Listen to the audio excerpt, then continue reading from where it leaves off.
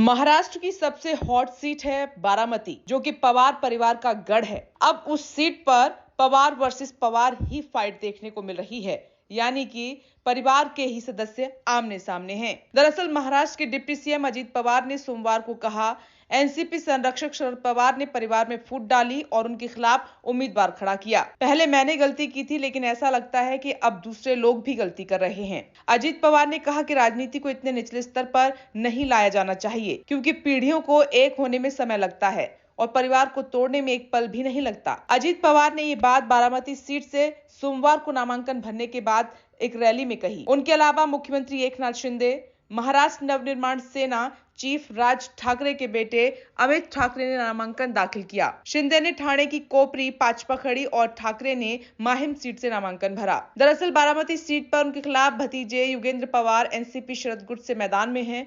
उन्होंने भी आज नामांकन भरा। इस दौरान शरद पवार और बारामती की सांसद सुप्रिया सुले भी मौजूद थीं।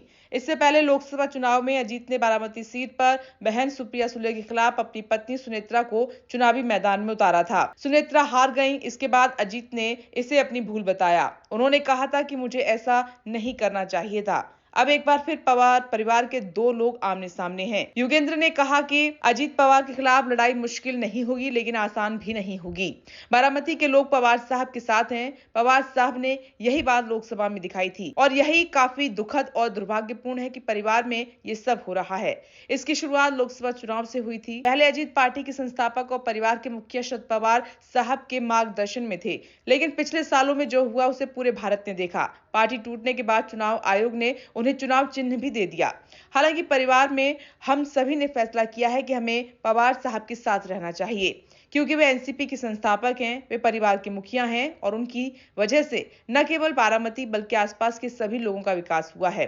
शरद पवार बोले, 57 साल पहले मैं बारामती से नामांकन दाखिल करने पहली बार आया था। तब से लोगों ने उन्हें लगातार प्यार दिया। मेरा बारामती के लोगों के साथ तब से जुड़ाव है।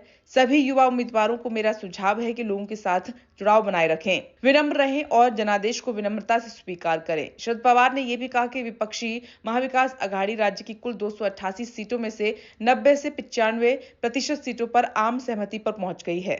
हमारी लड़ाई उन लोगों के खिलाफ है जिन्होंने राजनीतिक दलों में फूट डाली और विचारधारा से समझौता किया। जो लोग सत्ता में हैं, उन्होंने लोगों की समस्याओं का समाधान नहीं किया। महाराष्ट्र विधानसभा का कार्यकाल 26 नवंबर 2024 को खत्म हो रहा है।